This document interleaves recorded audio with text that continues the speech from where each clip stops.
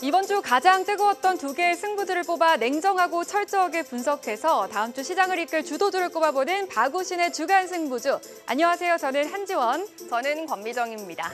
네, 제가 일부러 오늘 시장이 좀 오르라고 이렇게 양대 장복룩을 입고 나왔는데 아쉽게도 시장이 좀 시원치 않습니다. 네, 맞습니다. 이번 한 주 2차 전지가의 힘이 빠지면서 다른 종목들의 빠른 순환매가 돌았는데요. 그 힘이 좀 크지 않다 보니까 전반적으로 좀 재미가 없었던 시장이었던 것 같습니다.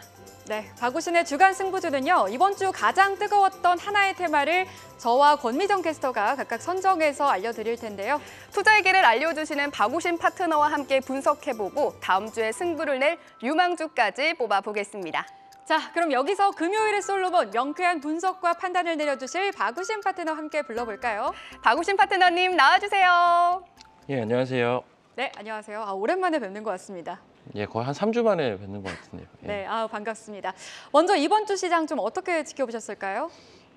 근데 이제 3주 전에 제가 나왔을 때도 비슷한 얘기를 한 것 같은데 그 연장선상에 좀 있는 것 같아요. 이제 지수 자체는 좀 답답한 모습입니다. 특히나 이제 거래소보다는 코스닥이 조금 더 체감적으로 힘든 그런 모습들을 보여주고 있고, 일단 외부에서는 뭐 여러 가지 오늘 간밤에도 PPI 발표가 있었고요. 최근에 CPI 발표도 있었지만 사실 핵심이 되는 거는 이제 또 부채 한도 협상이라는 또 이제 변수가 하나 있는 상태이고요. 그리고 이제 내부적으로 봤을 때는 전일 옵션 만기가 있긴 했는데 6월 달에 동시 만기가 있습니다. 지금이 이제 5월 중순이니까 앞으로 한 달 후에 동시 만기라는 또 이벤트가 있는 상황에서 아시다시피 코스닥 같은 경우는 요즘 같은 경우 반대매가 연일 한 500억 수준으로 나오고 있고 신용도 빠르게 줄고 있고, 그리고 섹터에 대한 쏠림도 그동안 워낙 심했기 때문에 거기에 대한 부침을 조금씩 겪고 있는 그런 과정이 진행이 되고 있다. 그래서 기본적으로 지수만 놓고 보면 박스지만 섹터로 넘어갔을 때는 그 강한 섹터들을 제외하고는 조금은 매매하기가 그렇게 쉽지만은 않은, 유독 뭐 여전히 이제 이것도 역설적인 거지만 섹터 쏠림의 노이즈가 섹터 쏠림으로 어떻게 보면 또 해소가 되고 있는 그러한 과정이 반복이 되고 있습니다. 그래서 연속성은 또 많이 떨어지니까 조금 발빠른 대응도 요하는 그러한 시장이 당분간은 조금 더 지속이 되지 않을까 이렇게 판단을 합니다. 네, 뭐 최근에 지수가 박스권 횡보를 보이고 있고 또 지수 섹터 쏠림도 강화가 되고 있는 만큼 잘 대응하셔야 될 것 같습니다. 박우신의 주간 승부주. 자, 그럼 이번 주를 뜨겁게 달궜던 테마 중 저희가 뽑은 테마도 함께 알아볼까요? 화면으로 함께 보시죠. 네, 이번 주 증시를 달궜던 두 가지 테마는 분노의 질주가 예상되는 현대차와 기아, 그리고 정책이 끌고 기업이 미는 로봇주입니다. 권미정 캐스터의 정책이 끌고 기업이 미는 로봇주 어떤 내용일지 기대가 되는데요. 어떤 내용을 하고 있을지 권미정 캐스터가 준비를 했습니다. 함께 들어볼까요? 네, 2차 전지 강세 속 시세 조정을 받았던 로봇주입니다. 하지만 5월 들어서는 로봇주들 다시 올라오고 있는데요.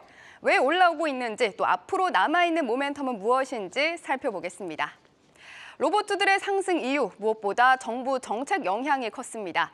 지난달 27일 국회에서 지능형 로봇 개발 및 보급 촉진법 개정안이 본회의를 통과했습니다. 로봇주들의 상승도 이때부터 시작됐습니다. 사실 이 법안은 로봇 산업의 구체적인 지원에 대한 법안은 아닙니다. 로봇의 도입을 촉진할 때 필요한 법적 환경을 마련한 법인데요. 하지만 로봇주의 반등이 이 개정안이 통과된 것과 시기적으로 일치한다는 점에서 주목할 만합니다. 앞으로 정부 정책 모멘텀이 로봇주의 상승을 이끌 수 있다는 점을 확인할 수 있기 때문입니다. 그럼 앞으로 기대되는 정부 정책은 무엇이 있을까요?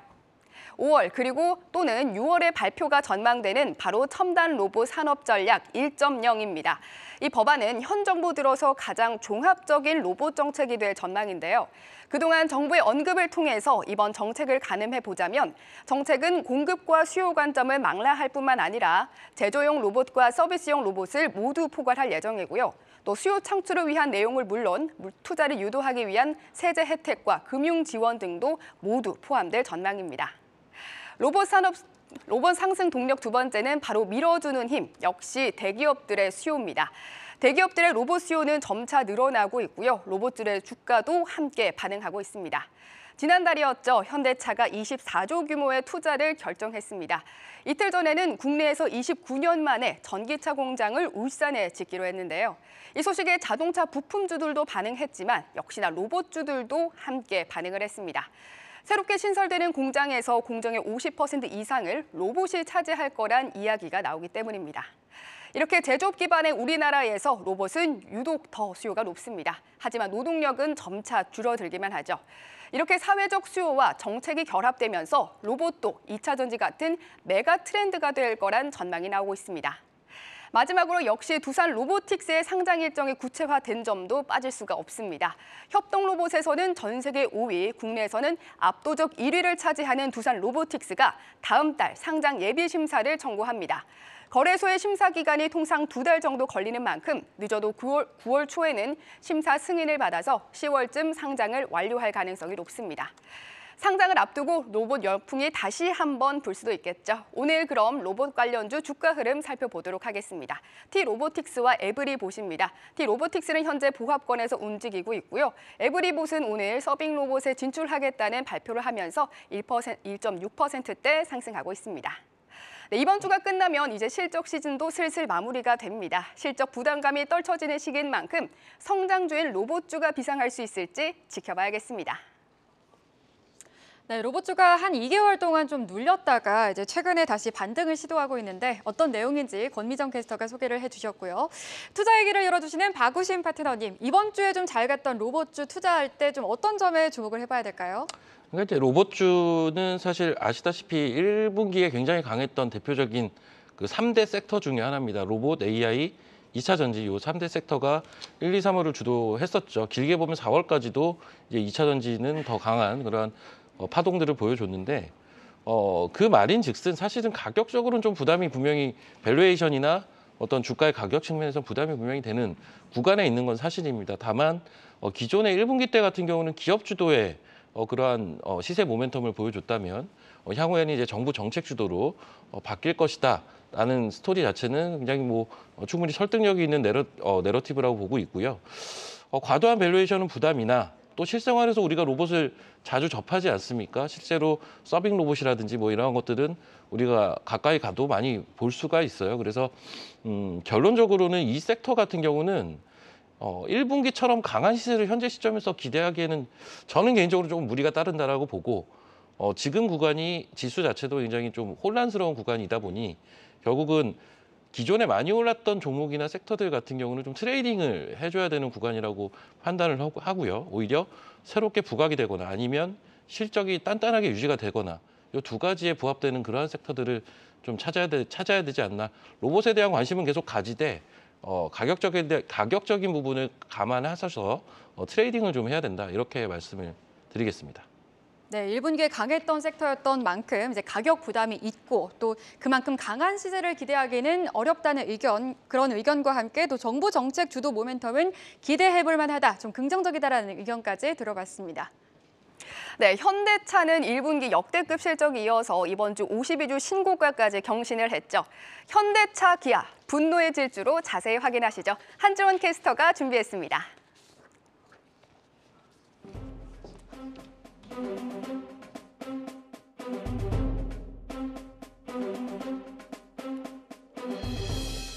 네, 현대차와 기아가 외국인의 연기금의 폭풍 순매수에 힘입어 연일 상승세를 타고 있습니다. 현대차는 1년간 넘지 못했던 20만 원의 벽을 지난달 넘어서더니 기세를 몰아서 52주 신고가를 재차 경신하고 있는데요. 이렇게 수급도 좋고 최근 투자도 활발하고 실적까지 잘 나온 자동차주, 어떤 모멘텀이 있을까요? 차례대로 살펴보겠습니다. 먼저 최근에 들려왔던 투자 소식부터 짚어볼까요? 정부가 글로벌 미래차 3강 달성을 위해서 핵심 기술 개발을 중점 지원하고 전기차 생산 시설 투자에 대해서 새 공제 혜택을 제공합니다. 현대차그룹도 정부와 발맞춰 국내 전기차 생산 능력 확충에 박차를 가할 계획인데요. 지난해 말 미국 조지아주 공장 기공에 이어서 최근 한 달 새 기아 화성 공장과 주력인 울산 공장에서 전기차 신공장 구축을 추진하기로 한 겁니다. 상반기 중으로 기아 광명 공장도 전기차 생산 설비를 구축하는데요. 여기에 어제 또 하나의 뉴스가 더해졌죠. 최근 현대자동차의 인도 내 판매량이 늘어 늘어나면서 이 중국 시장의 대안으로 떠오르고 있는데요. 현대자동차가 인도 자동차 시장에 대한 공략을 강화하기 위해 앞으로 10년간 3조 2천억 원을 투자합니다. 2028년까지 아이오닉 5를 포함해 6쪽의 전기차를 선보이며 시장 점유율을 확대하겠다는 전략을 내놨다라는 점 체크해 보시면 되겠습니다. 그렇다면 판매량은 어떨까요? 현대자동차와 기아가 지난달에서도 미국에서 두 자릿수 판매 증가율을 기록했습니다. 올해 들어 2월부터 석 달 연속 스텔란티스를 앞지르며 4위를 달리고 있는데요. 현대차와 기아는 지난달 미국 판매량이 작년 같은 달보다 15.2% 증가한 14만 4,874대를 기록했습니다. 현대차와 기아 두 회사 모두 작년 8월부터 9개월 연속 전년 대비 증가세를 이어갔는데요. 함께 살펴보시면 되겠습니다. 또 이렇게 판매량이 계속 좋으니 실적이 안 좋을 수가 없습니다. 이번 1분기에 현대차, 기아가 역대급 실적을 발표했죠. 두 회사가 1분기 합산 영업이익은 6조 4,667억 원으로 삼성전자의 10배가 넘습니다. 현대차가 최대 실적 행진을 이어가면서 삼성전자를 제치고 올해 1분기 국내에서 가장 많은 수익을 남긴 기업이 됐는데요. 이런 가운데 현재 42조 원대 수준인 현대차의 시가총액이 100조 원까지 불어날 수 있는 전망이 제기되고 있는 상황입니다. 여기에 글로벌 자동차 업계들 사이에서도 영업이익률이 높은 수준을 자랑했는데요. 이 도요타 실적 발표를 끝으로 주요 글로벌 완성차 업체 1분기 실적 시즌이 마무리된 현재 1분기 실적을 분석한 결과 현대차 그룹이 10.5%로 높은 영업이익률을 기록을 했습니다. 물론 현대차, 기아가 글로벌 판매 대수와 매출의 기준으로는 도요타에 뒤처졌지만 수익성 지표라고 할 수 있는 영업이익 그리고 영업이익률에서는 도요타를 앞서면서 세계 2위 자리를 굳혔다는 점까지 살펴보셔야겠습니다. 또 증권가에서는 주가 상승 여력이 크다라고 평가하고 있습니다. 주주가치 재고 정책 그리고 북미 배터리 합작 공장 본격화 등 상승 재료는 충분하다라는 분석인데요. 2분기에 호실적을 기록할 것이란 전망도 긍정적입니다.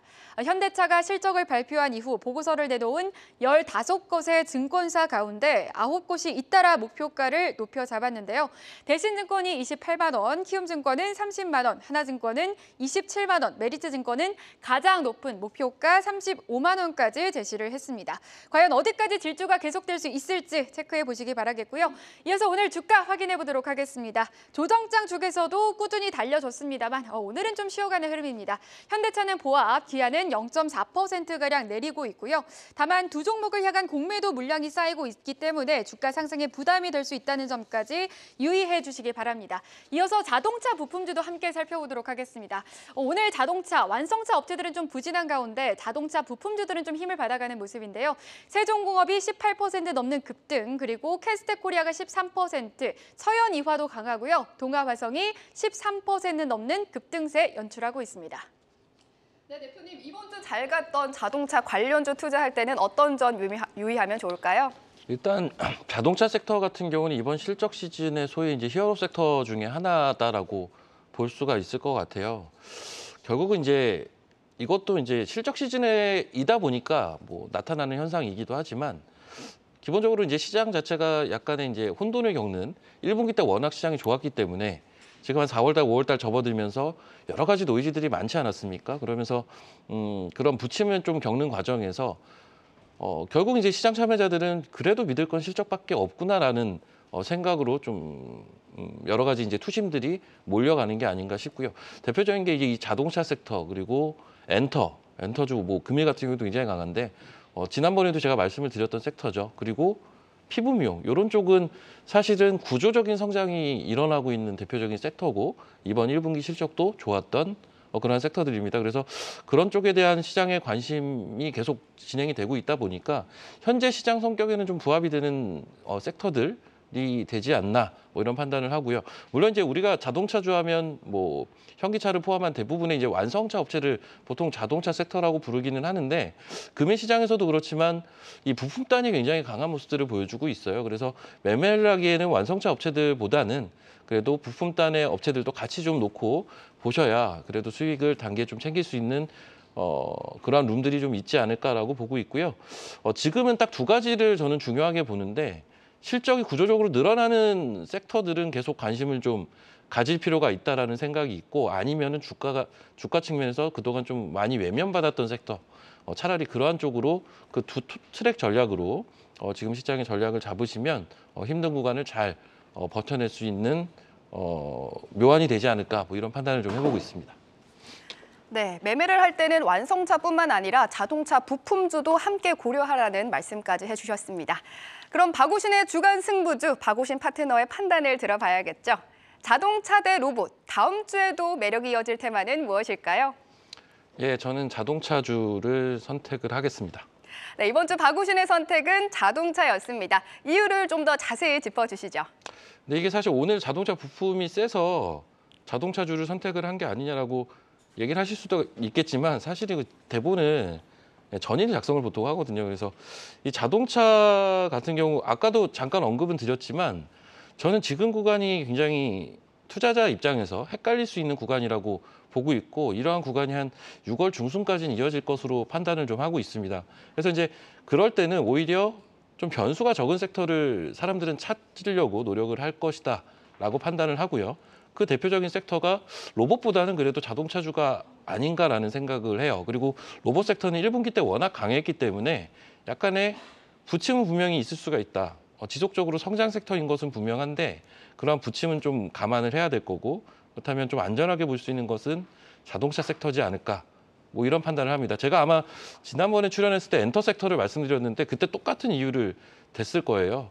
구조적으로 안정적으로 일단 지금 구간에서는 성장하는 섹터에 대한 관심을 더 가져갈 필요가 있다. 마찬가지 개념이라고 보시면 될 것 같습니다. 네, 실적이 뒷받침되고 또 변동성 장세에서 리스크가 적은 섹터로 자동차를 꼽아주셨습니다. 이번에는 제 손을 들어주셨네요. 네, 자동차주를 꼽아주셨는데 그렇다면 그중에서 탑픽 두 가지를 좀 꼽아주신다면 어떤 게 있을까요? 예, 일단 금일 안 오른 거를 좀 골라야 되기 때문에 이것도 좀 고민을 했는데 일단 대형주에서는 현대 오토에버를 좀 말씀을 드리고 싶은 게요. 기본적으로 우리가 이제 지금 자동차주를 보는 대표적인 이유가 결국은 실적이 잘 나와서이기는 하죠. 그리고 밸류에이션이 싸기도 하고요. 하지만 사실은 이제 주식이라는 게 기본적으로 성장 스토리도 이제 달려야 조금 더 탄력을 받기 마련인데 자동차 산업 같은 경우는 대표적인 성장 스토리가 전기차, 자율주행차로 넘어가는 이 스토리이고요. 그러한 영역권에서는 가장 강점을 보일 수 있는 사업 영역을 보유하고 있는 업체가 현대 오토에버다 이렇게 좀 볼 수가 있을 것 같습니다. 그래서 사실 이 종목은 단기보다는 조금 중장기 개념으로 보셔야 되는 종목이기는 한데 하지만 지금 기술적으로도 굉장히 좋은 포인트라고 좀 판단이 들고요. 그리고 많이 올라와 있는 그러한 자동차주들보다는 어떤 손실에 대한 리스크 관리는 확실히 좀 될 수가 있는 그런 종목이라는 판단 하에 현대 오토에버를 좀 말씀을 드리겠고요. 일단은 지금 한 12만 원대 초반에 좀 움직이고 있는 것 같아요.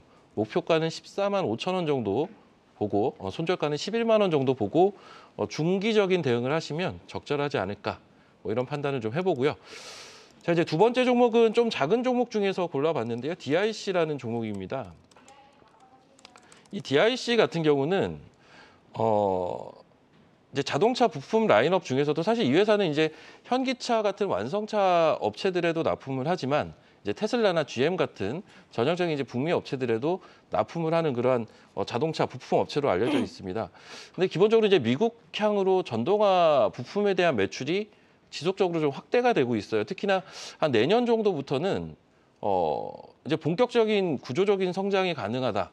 결국은 이러한 부분들을 내다보는 것은 이제 그 북미향에 대한 전동화 부품의 매출이 확대가 되는 것도 있지만 기본적으로 이제 미국에 있는 법인을 통해서 캐파를 증설을 해놨기 때문에 여기에 대한 본격적인 가동 이런 것들을 감안했을 때는 한 내년부터는 실적이 굉장히 빠르게 증가할 가능성이 높다. 물론 이제 올 하반기부터도 실적은 증가하겠지만 좀 더 가속화가 붙는 구간은 내년이라는 거죠. 근데 주가라는 게 먼저 움직이는 경향들이 항상 있지 않습니까? 그래서 이 DIC라는 종목도 현재 구간에선 좀 5천 원대에선 잘 봐야 되는 종목으로 좀 판단을 하고 있고요.